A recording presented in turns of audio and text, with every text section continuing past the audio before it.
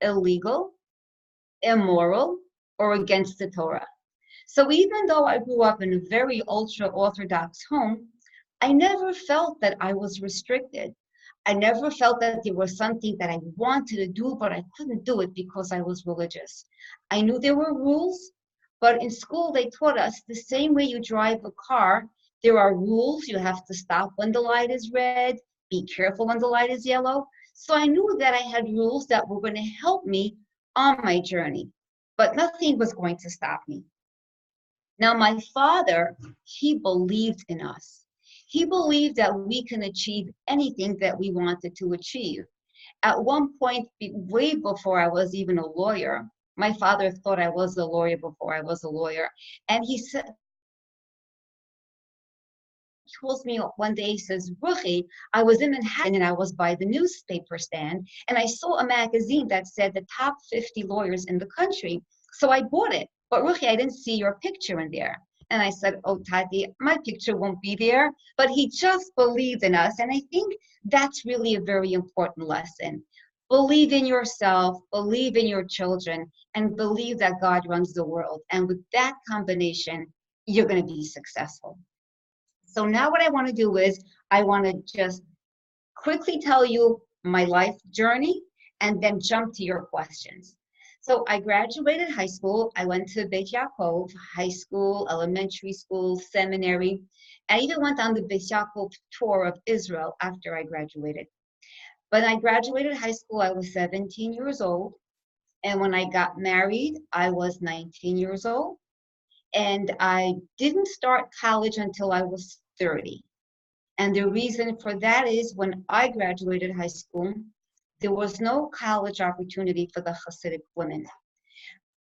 Over time, opportunities changed, and now there are college opportunities for women. In fact, my children are in college, but it wasn't until I turned 30 that I was able to go to college. Until then, I was a secretary, a maskira for lawyers, and then when college became a possibility, I went. I have 6 children, as you know. By the time I started college, I had my 3 boys. During my first semester, my 4th child was born. And by the time I graduated college, I had my 6 children. And then by the time I started law school, I was 36 years old, because college took me 6 years. And by the way, by the time I finished speaking, if you figure out how old I am, it's perfectly fine. And by the time I became a lawyer, I was 40. And then to be a judge in New York, you have to be a lawyer at least 10 years. So that's in a nutshell, the journey. So now let me jump to your email with your questions, and I'm going to try my best to answer them. And then I'll open the floor for questions, and we'll go back into my story. Whoever prepared these questions, again, you did an amazing job, very thought-provoking. You even had me sitting and thinking. But I also have to give you now another disclaimer. By no way do I hold myself out to be a leader. I can't get up and say, everyone should know I am the leader of all the women and everyone should hear this is what I have to say. I can only speak for myself. I can only speak as Ruchi Freier and share my thoughts and my experiences as Ruchi Freier. The term leader is a very, very big term. I was elected as a judge. I had no idea that my election would cause so many other things besides just being a judge on the bench. I could never have envisioned the media attention, the newspapers, the TV, even the movie that was produced about Ezrat Hashem. I don't know if you know about that film, but I'll talk about that a little bit also. I could never have envisioned all that happened. So in many ways, people are looking at me, and I like to call myself a trailblazer. A trailblazer means I'm blazing a trail for everyone. Everyone can see that, yes, you can be a woman, you can be religious, you could be Hasidic, and you can achieve success. Believe in yourself and find your path. Blaze your trail, and I have people always contacting me and asking me, can I meet you? Can I speak with you? Can you help me? Men and women alike will call me. So I'll accept the title trailblazer, but I have to shy away from the word leader. So I'm going to read the question, and then I'm going to try to answer the best I can. So question number one basically is saying that, I have an extraordinary life story. And since I was the first Hasidic woman to be elected, the question is, what was it in your home that allowed you to dream big and train to be Hasidic women as EMTs? I believe that's what the question is saying. So I was raised, like I told you, by parents who just believed in their children. I believed that we can achieve. I didn't believe that the world had boundaries that we couldn't achieve. I also had phenomenal teachers in school in Beis Yaakov. And we were taught the concept that every person is created b'tselem Elokim. We're created with the image of God. And that we can achieve so much, all we have to do is try. And that was a message that I accepted. That was a message that even if I may not have been the best student, and for all you out there, that's a very big secret. I was not the best student. I was a very average student. But I believed that the world was open and that if God wants something to happen, it's going to happen. When my youngest, they're twin girls, when they were in 12th grade, I went to PTA. You know what PTA is? When you have the meetings, the parents and teachers. And the teacher says to me, "Hey, Ruchi, I remember you. I was in your sister Simi's class." So I look at her, I said, "Oh, yes, Rivka, you look familiar." And she says to me, "Ruchi, did you become a lawyer?" So I said, "Yes, I did." And she says, "Come to think of it, I don't remember you being one of the smart girls in school." And that's that was just like it just came out of her mouth, and she was right, because I was just your average student. But it was just the concept that if God wants something to happen, believe it could happen. Don't listen to people who tell you no. That's basically what gave me the courage to dream big. Okay, now, next question. And this is an amazing question. What characterizes Hasidic leadership, and especially the women? So, the Hasidic community is very diverse. When people ask questions like this, they tend to lump all Hasidim in one group. And I have to tell you, I have 3 sons and 3 daughters, and no 2 of them are alike. So they're all Hasidic, they're all children that were raised by me. I gave birth to them, and they're all different. They all turn to different rabbis, different rebbitzins, rabbinits. They all turn to different sources for their guidance. So the characterization of Hasidic leadership is really a connection. Who do I connect with? Who is my connection that's going to help me in my avodas hakodesh, in my spiritual life, and in my actual day-to-day life? And what's good for one child is not going to be good for the other person. So leadership is really on a very personal level. Yes, there are big rabbis, and you see big gatherings, and you see big movements. But in terms of leadership, when a chassid has a question, he's going to go for guidance and leadership to the spiritual leader that he's going to connect with. And I raise my children, I hope I raise them, to make them feel independent and find the rabbi or the spiritual leader that's going to connect with them. And then the question goes on, and what about the women? So women's leadership is interesting because we have the option of choosing rabbis as leaders to ask them advice, and we can also seek the advice of women. So like my husband, he'll go and seek advice from the rabbis, whereas I have a lot more flexibility. I can go with him to the rabbis, but I also have a few rebbitzins who I'm close with, and I'll discuss my issues with them. So that's how I answer your question in terms of characterizing leadership. Question number 3 is a great question. I think question number 3 has been a question going back all the generations, going back in Jewish history. So question number 3 is, what do you think are the major challenges that the Hasidic leadership is facing today? And what do you think about the way they deal with it? You know, it's very interesting. My mother always tells me that her mother, my grandmother, who grew up in Hungary, used to say that her grandmother in Hungary used to say, and I'll say this in Yiddish, and I'll repeat it in English, I'll translate it, the heutige Kinder, today's children, what are you going to do with them? So if my grandmother's grandmother was always saying, what are we going to do with today's children? It's just incredible that our challenges are always going to be the same. The challenges that we have is, how do we embrace modernity? How do we embrace the world as it evolves without letting go of our Masorah, of our traditions? Now, opportunities are going to change and the world is going to change, but our commitments and our values don't change. So the challenge always is to recognize what is new in our generation and how are we going to deal with it. A little bit later on, you're going to ask more about the issues and challenges in the Hasidic world, so I think I'm going to be able to answer more of that. But I think just to answer this question, I think the biggest challenge today is we live in the world of information. We live in the world of technology, and I think the way technology is to be embraced is a very big challenge. Now look at what we're doing right here. I'm speaking to so many fascinating people with technology. If we wouldn't have this technology, we couldn't do this. I remember when I was growing up and I was a summer in Israel, to call my parents in America, I had to have a simonim and I had to wait online for this payphone.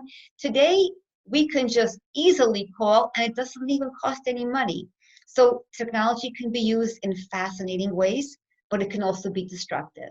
So how do we embrace modernity without letting go of our traditional values? Because Hasidim are nonconformists.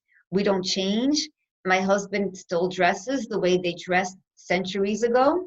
And I think that answers your question. Now let's go to question number 4. And I'm going to read it word for word the way you typed it, because I think it's something that everybody thinks about. When we think about Hasidic leadership, the names who come to mind from the media are always men. Admors of Gor, Satmar, Bava, Ovadia Yosef, Reb Chaim Kanievsky. What is the women's leadership in the Hasidic world? Is it similar or different than the men's? Does it have special roles in Hasidic society? So this is a very interesting question, because I always say, walk into any home, and you're going to right away you're going to understand who is the woman of the home, because every home is a reflection of the woman. I think that women in Hasidic society have a very important role, but most of us don't go talking about it. So anybody who's outside of the Hasidic world doesn't really understand it. I'll even explain to you by shidduchim, right? When we marry off our children. In the Hasidic world, it's the girl who's the premium. It's the girl who brings the most value in the marriage. And that's very different in other communities, in other circles. In other circles, by shidduchim, a lot more focus is on who the boy is. So yes, in terms of the public image, it's definitely going to be the admorim. But behind the scenes, who is it? There are so many women who are behind the scenes. Sorry about that. The women who are behind the scenes who do play a very important role. I'm sorry, but my house is a very busy house. If you hear the bell ring, the door ringing, you should know this is the Freier house. Okay.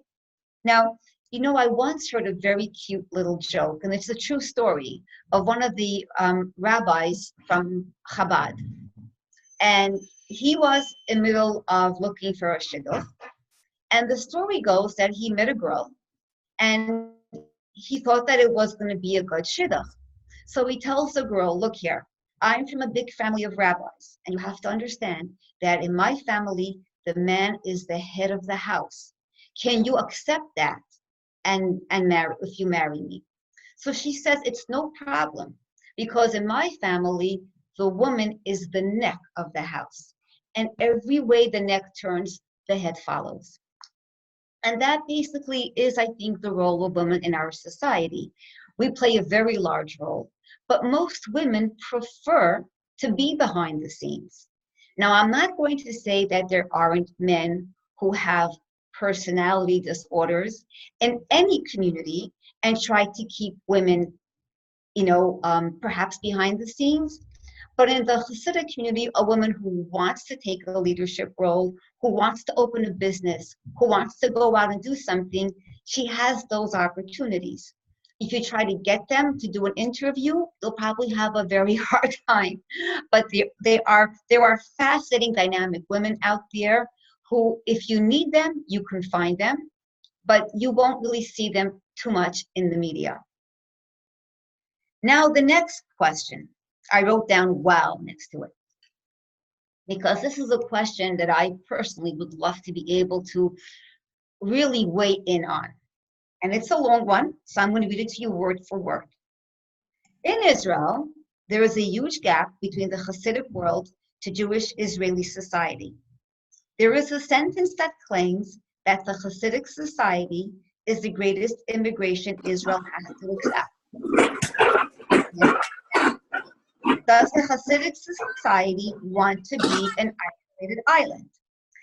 Is the dialogue you perform outside of the Hasidic world something you wish to bring inside? Do you want your children to get to know the world outside the Hasidic world? And yes, I definitely do. And I encourage them to do that all the time. So let me break down this question and let me answer this question for you. I think that first of all, we have to all agree that Kol Yisrael Arevim Zeh Zeh. We're all connected. We're all part of one unit, and we need each other. We need each other to thrive and to grow. And I think that what we need to understand is that the Hasidic world, we have certain core values that are going to always be there. And as long as those core values could remain intact, then the Hasidic world has no problem with opening up and integrating and communicating. I think that what happens is, now remember, I'm an outsider, right? I'm American born and I grew up in America. I have 2 children, 2 married daughters living in Israel. Here is Shane. Can you see Shane and her husband? They live in Minchat Yitzchak, all right? And here is Leah and Gavrili. Can you see them?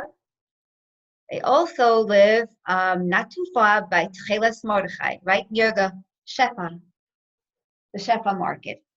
Now, when we understand that it's okay to have positions and still communicate, what we need to learn to do is separate the people from the position. So if I have a position and something is important to me, we can still be friends even if we disagree. We can agree to disagree. Now, in America, the things that are very important to me don't necessarily affect public policy. And when you live in the great country of Israel, very often the things that are so important to the Hasidim affect public policy. And that's when there is a breakdown in dialogue. And that I don't have the answer. But they taught us in law school, you don't have to have the answers to every question. You have to know how to spot the issues. And I believe that as long as we respect each other, we can sit down and we can work anything out. But I'll take one thing as an example and explain why there's always, in my opinion, a breakdown in communication. And I think that people like yourself, I think ultimately can work things out. But take, for example, Shabbat. right? For me, every day I ask myself, when is Shabbat going to be here? So tonight is already Wednesday. Wednesday, I'm already in a good mood because Wednesday, I'm already cooking the fish for Shabbat. I'm preparing my potato kugel for Shabbat. And I know that, oh, it's almost Shabbat. And for me, I always say I can't even imagine living without having that rest, that for 24 hours, my phone isn't ringing, no one is calling me, I don't have to check my email. For me, this is the most beautiful day of the week, and I look forward to it. But here in New York, American Airlines is not going to be impacted by how I observe Shabbat. And neither is the city bus for MTA going to be impacted.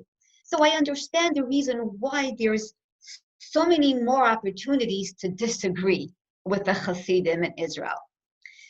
Do we want to be an isolated island? Absolutely not. The Hasidic community is so diverse. There's so many different types of people. Sometimes the ones that get the most publicity are the ones who are the most extreme.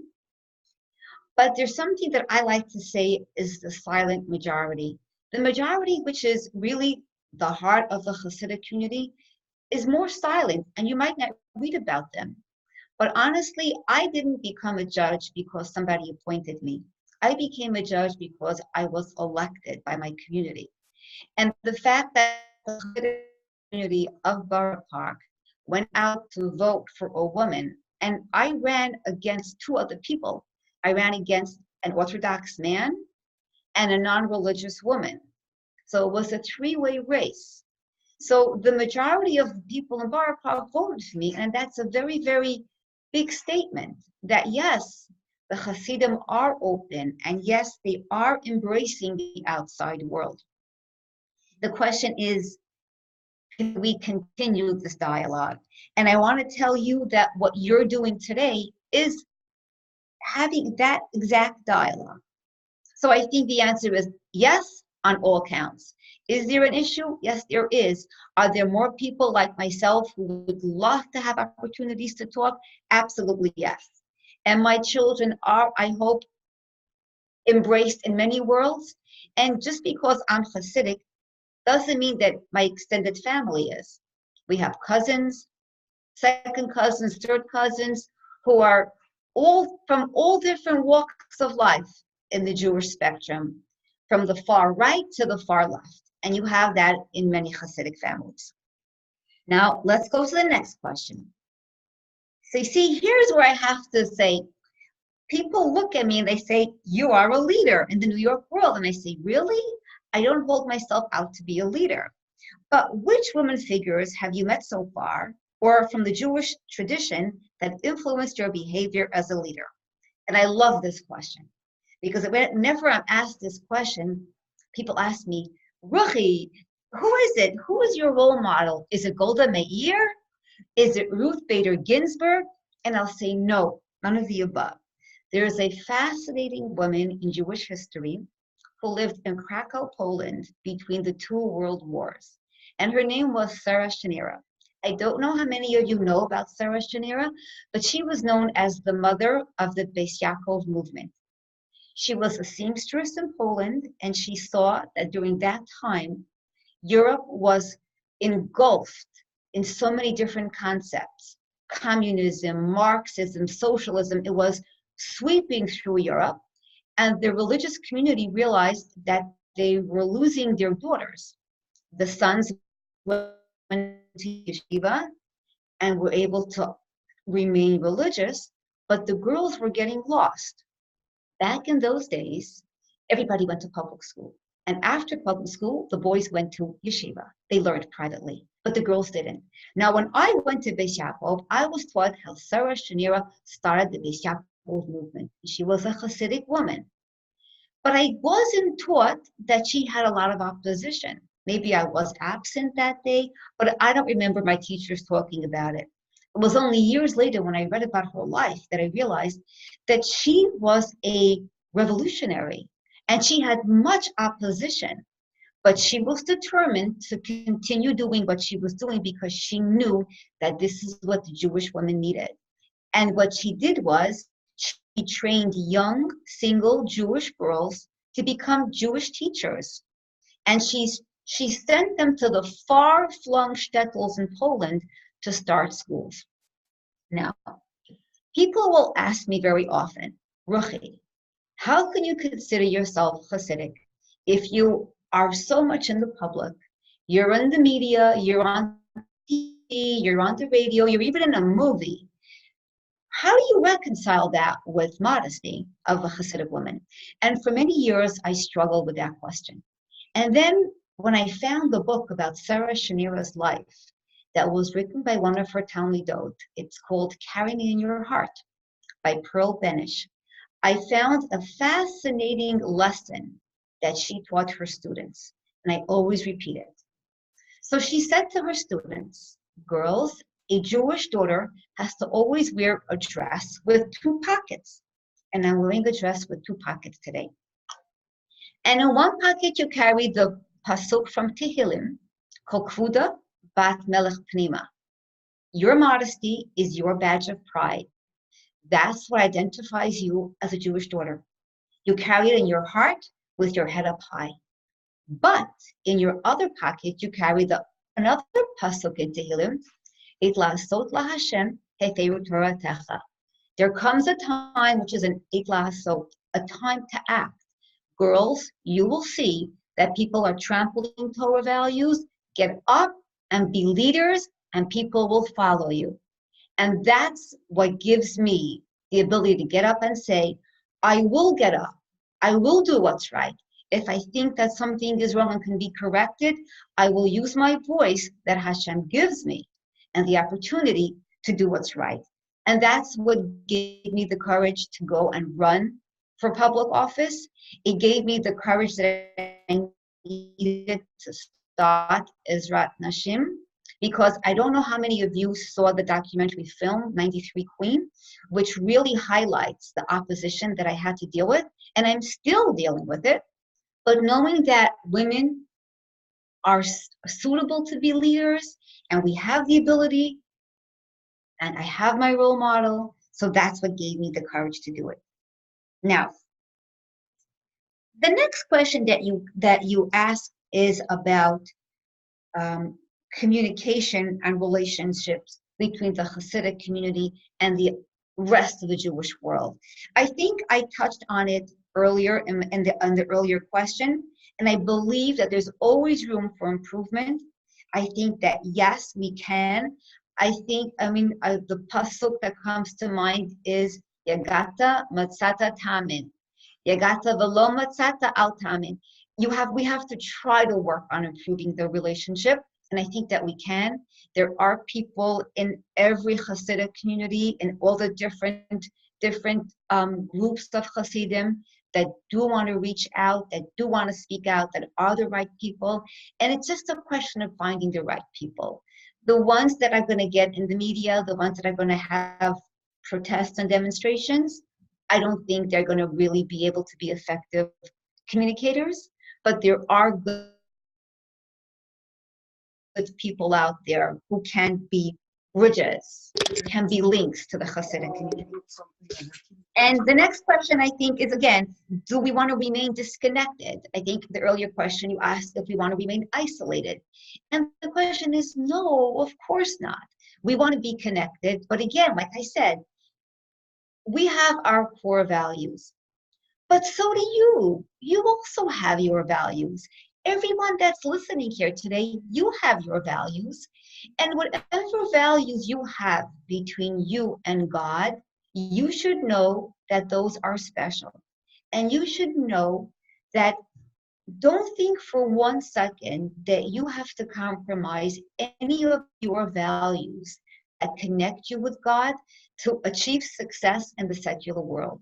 Because my experience has shown me that when you remain true to your values, not only did it not prevent me from succeeding, but it actually propelled me.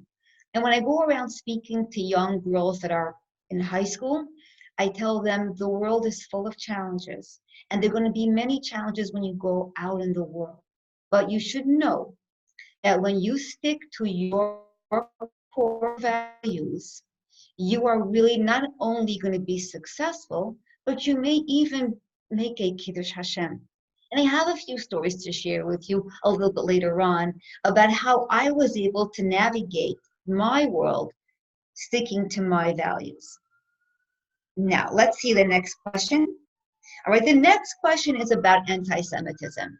Anti-Semitism is, I think it's part of our history.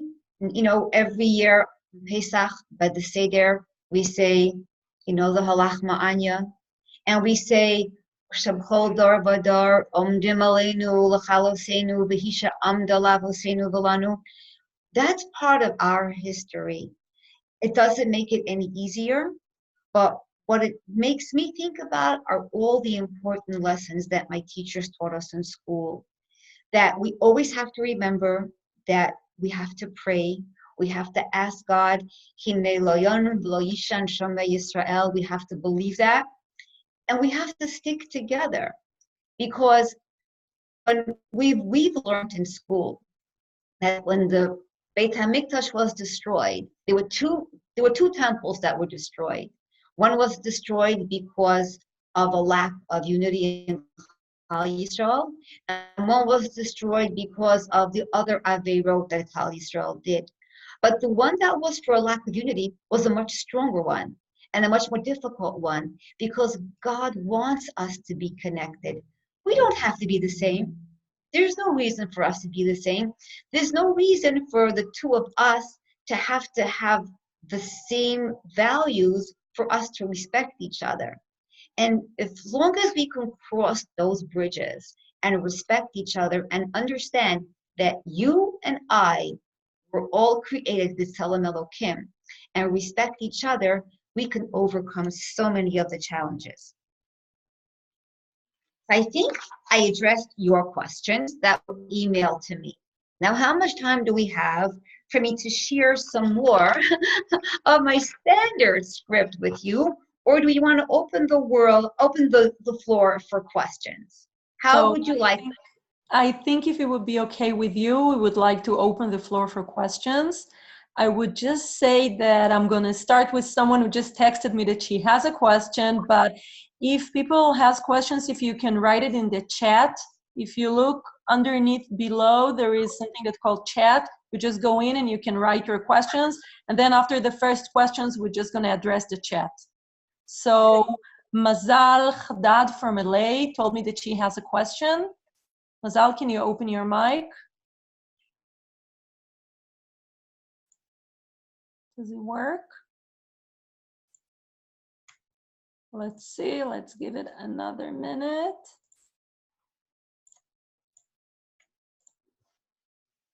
Oh, for some reason she can't unmute. Noah, can you please unmute her? I can't do it. You did? Okay, Mazal, can you speak now? Okay, for some reason it doesn't work. So we'll go to Roxanne Mofaz from New York. She also has a question. Noah, can you unmute her? I did it myself. Oh, you did it yourself. Perfect. Okay, so go ahead. Good evening, everybody. And first, I want to thank you for sharing with us your really inspiring words of knowledge and beautiful values. It's so great to hear it from you, Ruchi. Thank you so much for that. And my question is, as you know, in Israel, there is a gap between the secular traditional society and the Hasidic one. And I think it's important for us to know what can we do here to make it different, what actions actually the Israeli-American leadership needs to take in order to strengthen the connection with in order to strengthen this connection with the ultra-Orthodox community. You know, it's interesting because in a sense, we have the same thing here in America, where we have a divide between the different parts of the Jewish world, between the ones that are more observant and the ones that are less observant. But once you get to know the other person on a one-on-one level, and you're able to share your life and your home, that's what breaks the barriers. So I've learned that it's more on an individual level that so much can be accomplished. I try to invite people that are not religious to my Shabbos table, people that I get to know, whether they're news reporters. And as soon as I find out that someone is Jewish, you want to come for a Shabbos meal? That's like my second question, because I think that so much can be done when it's just natural. It's just as opposed to some program. I think a one-on-one open communication. The Hasidim are always concerned that if I'm going to allow my child to go someplace, I just want to make sure my child isn't going to leave our derech. And my experience, and I always say this, the further away I would go, like if I had a job in a Manhattan law firm that was less and less religious or not even Jewish, the further away I went, the more I wanted to come back. Like when I worked in Manhattan, when I came back to Borough Park, I would say, I am so happy I live in Borough Park. So I would encourage people by saying, it's okay. It's okay to explore. It's okay to share and be friends on a one-on-one level. And slowly, slowly, I think it will trickle out. I think it's when you want to do something l'shem shamayim, and I think achdut in Klal Yisrael is the ultimate in doing something l'shem shamayim. I think it's just like, just do it. Just think of someone that you know who you think there is a gap and try to close that gap. Because like I'll tell you, even among the Hasidim, there are different groups. So even among my own family, I have someone who lives in a kibbutz in Israel, and I have someone who lives close to Mea Shearim. So I make my children be friendly with everyone. I invite everyone. And I think really we're all one family. So my answer is, instead of looking up at the leaders, let's look at ourselves. And how can I do it? How can I find one person or two people or a family or someone at work? And there are people who start organizations this way to do just this, because it could be done. And just the dialogue that we're having, like we put all the ammunition away. We're not here. We're not going to argue about any policy or any rule. We just want to get to know each other as people and value each other as people. And once you do that, I also have learned that it really works two ways. Each one will feel, well, they're looking down at me, they're judging me, and you get your guard comes up. But it works both ways. Each one is thinking the same thing. Each one is thinking, they're judging me, they don't think I'm smart enough, or they don't think I'm this enough. And then it's like, if you really connect on a personal level and push that to the side, it's amazing how much we have in common. And I think that could work in Israel. I think it could work in America. It'll work any place. For me, I tell my children, it's an amazing opportunity to be able to meet people from different walks of life, from different paths, and embrace them.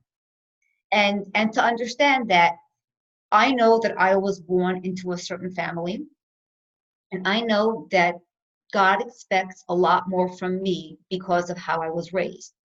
And I've been told by my teachers that everybody was born in different lifestyles, and what God expects from them is not really my business. It's between them and God.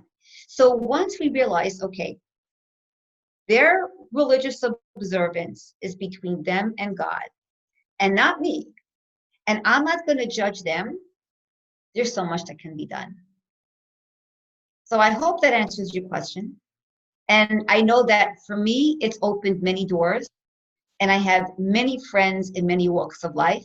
And I think it makes me a richer person knowing that I have friends from all different circles. Okay, so I'm just saying, I see people keep writing questions in the chat. We're not going to have time for all of it. I'm going to give Penny's 8+. Noah, can you take him out of mute? Because I'd like you guys to ask the questions. It's beautiful questions and would love to hear the voices. Here, Noah found it. Okay, Penny? Can you hear me? I can't see, but I can hear. Oh, Yes. okay, great. So, the question is your Jewish code knowledge and Jewish values somehow being integrated or reflected in your work? Absolutely, 100%. And I mean, the first thing that happens when I get introduced to somebody, so let's say I'm introduced to a man, okay? Oh, hi, Judge Freier, this is Judge so-and-so, right? And if it's a man and he'll put out his hand to shake my hand, I'll say, please forgive me, I'm Hasidic. And Hasidic men and women don't shake hands, but we can still be friends. So I like to say that I'm proud of who I am, but I'll respect someone who's different, and I hope that I can convey that. If people look at me and they'll see the way I'm dressed, and they'll understand more or less that I'm from the religious community. Sometimes they won't. Not always can they tell that my hair was covered, that I'm wearing a wig, but if they ask, I'm very open about it. So it affects me, and I always say, you know, if you ever walk into any court in America, you'll see above the judge the words, "In God we trust." And I always say I have the best seat in the house, because regardless of which courtroom I'm assigned to, above me are the words, "In God we trust," and that always puts me into perspective. So yes, my background, my values, of course, the law is the law, and when I have to decide cases, it's the American law that is going to be what I'm using. But in terms of my values, Shivisi Hashem Nagdi Tamid, I hope that I will always keep that in my mind wherever I go. Thank you. Sure. Noah, can you open for Dikla? Dikla from New York. She also has a question. Founder. Perfect. Dikla. Hi. Hello. Actually, I think you kind of answered the question, because we were wondering if you ever had a situation where you had a conflict between your faith and the law of the United States court, and I think you just answered it. So, and what would you choose? Well, it is a great question. It is a great question. The law that applies is secular law. But if there ever would be a situation where I would feel a conflict, I would do what's called, I would recuse myself. There are plenty of other judges in the state of New York. And if I can't handle a case, somebody else can. Okay, thank you. Okay, so I'm going to ask the next question because Mazal texted us that she has a question and something doesn't work with her mic. So, and it's a beautiful question. She wrote, Sure. What did you learn from the secular world that you are now? There is any deed or gift that you bring yourself or wish to bring with you into the Hasidic world? So I learned from the secular world how what's interesting is I've learned that so much about the law and the Constitution is really based on Judaic values. That was for me a fascinating thing to learn. I've learned, everything that I've learned in school has helped me in the secular world. I've learned that there are incredible people out there. I've learned that there's so much knowledge out there. And I've learned that if I'm open, I can gain so much from the outside world. Going to law school was a very, very big challenge for me. All along the way, people were telling me that I would let go of my Hasidic values. I won't remain as religious going through law school. And what I learned was just the opposite. I learned that going into the secular world just made me stronger. It made me stronger, and it made me realize that being religious is not an impediment. It just isn't. It was very refreshing for me to see that the secular world was willing to embrace me and welcome me and deal with everything. You know, it was very interesting. I had a closing when I was doing real estate law. I was representing people that were buying properties or refinancing properties, and everyone knew that I was Hasidic.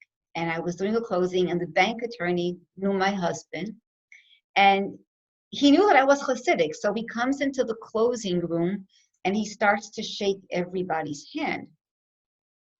And he comes to me, and I tell him, John, you know I can't do that.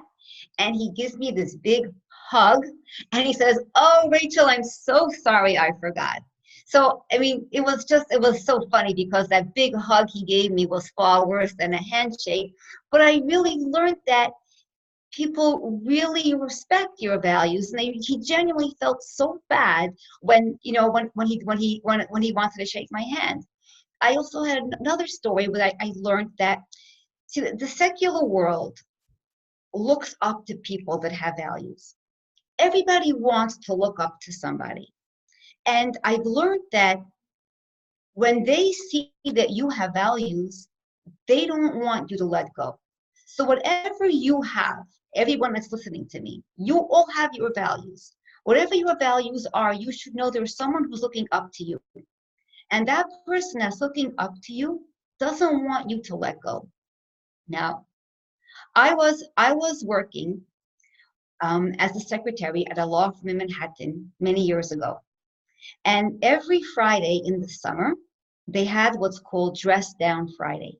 Don't know how many of you know what Dress Down Friday is, but it's when they don't want you to think you're working so hard and you don't have to come in suits and ties to the law firms. Now, I had a problem because I'm from Borough Park and we like to dress up. And every Friday I'd open up my closet. What should I wear today? What should I wear today? Now, back then I had a denim dress, a jeans dress, and I knew that for Borough Park, my sleeves were borderline. Now, today they have what's called shells. You see I'm wearing a shell? It revolutionized the way we dress because I could wear any dress and I wear a shell and I'm good to go. You see, if my hand goes up and my sleeve goes up, it's good. I have my shell. Years ago, we didn't have that. So if you had a dress like this length sleeve, you had to really make it longer. You had to add fabric. So I had a dress and I knew my sleeves were borderline, but I figured going to work in Manhattan, who cares about my sleeves? So I'm sitting at my computer at my desk and I'm doing my work. And the lawyer that I was assigned to comes by and he says to me, Rachel, I see your forearms. I want you to know that man was not religious, but that message that he gave me, it was like someone punched me in the stomach. And none of my teachers in Beit Yaakov had such an impact on me because the message that I got from him was, I know you're religious and I know you have to dress modestly. And I'm sure you don't know that your sleeves are too short. So you know what I did? I came home and I threw out that dress. And the message is that people from the outside world want to see people with values. They want to see what you're bringing. They're looking to drink it, even if they're not going to live that way. They want to know that someone else is living that way. I think that was the biggest lesson that I got from the secular world. Okay, thank you so much. So we have so many other questions, but I can see that it's 9:58 already, and it's our time to end this wonderful webinar. So first of all, I want to thank you, Judge Freier. Thank you so much for joining us, for being so open and tell about your life and your amazing story. I want to thank Dorit for the way she started everything and spoke about herself and introduced you. I want to tell you all that we have the next webinar we have is on Sunday, February 23rd. We're going to host Dr. Rani Yeager. Dr. Yeager is a Hartman scholar and the founder of Bet Filah, an Israeli community to pray. And he will talk about the importance and challenges of the community in the 21st century. So thank you very much, everybody. Would love to see you again, and have a good night. Can I say one more thing? Sure. I want to let you know that I give out my Gmail address if anybody still wants to send me a question. So it's judgefreier@gmail.com. If you could spell judge and spell Freier, then you'll find me. And I also just wanted to share with you just a few family pictures, so you get to see who my family is. Can you see? This is Yes. my son Milo. You see here is Milo. I'm sorry. We can barely hear you. We can see the pictures, but we can't hear you. Yes, I wanted to just say that Milech just had a baby boy on Monday. Mazel So, tov. yeah, we're very excited about that. So I hope I did the best I could in sharing my life and my family and making you all feel welcome in my living room. And if you have any follow-up questions you didn't have a chance to ask, please shoot me an email. Okay? Thank you so much. Thank you Thank you for everything. Have a good night. You too. Bye-bye.